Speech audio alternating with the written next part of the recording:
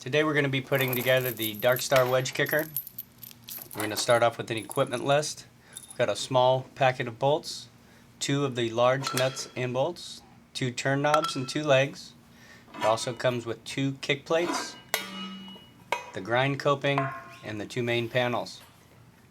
We will start off by flipping the panels over. Make sure that the graphic lines up, and then we're going to line up the hinges. Yeah.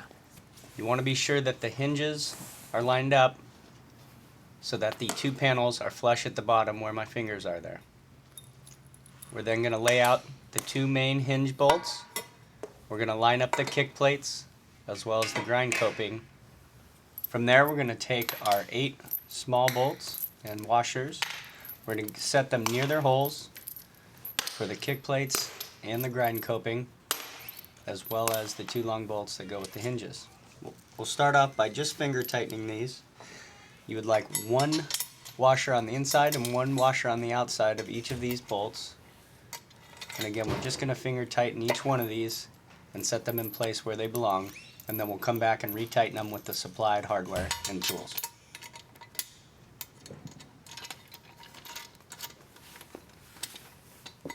Again, we're starting with the kick plates. 1 washer on the inside, 1 washer on the outside, and then finger tighten the nuts.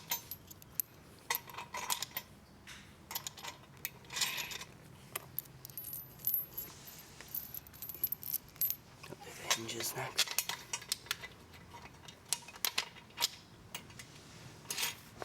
From there we'll go over to the 2 main hinges. We'll take the only 2 long bolts that come with the kit with 2 washers, and again we'll do 1 washer on the inside and 1 washer on the outside. These will line right up, and we're going to finger tighten these as well.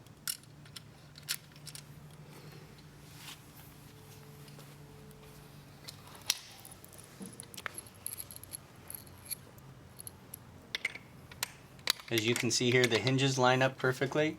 You just slide the bolt in, add the washer and the nut, and again we will come back and retighten these at the end. We'll move on to the grind coping with the smaller bolts. Washer on the outside, washer on the inside, and add the nut. Continue on down the grind coping until you have all 4 bolts in there, and again finger tightening these nuts.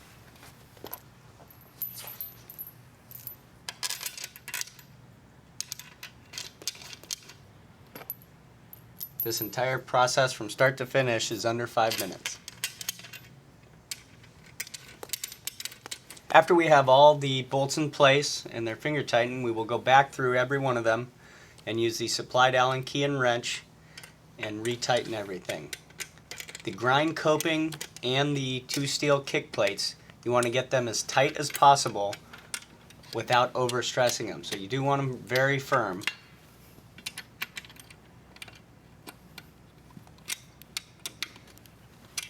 What if your wife watched one of these and you didn't have your wedding ring on?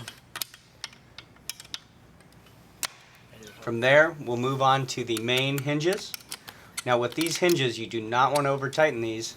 You want to just turn it 3 or 4 times so that it's snug to allow the ramp to be folded in half for transportation or storage.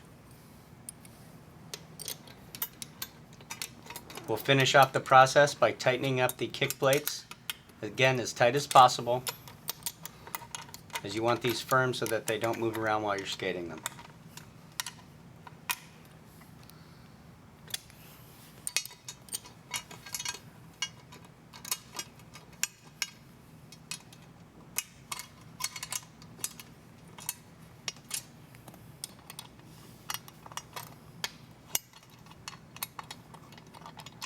Top right or left for the leg?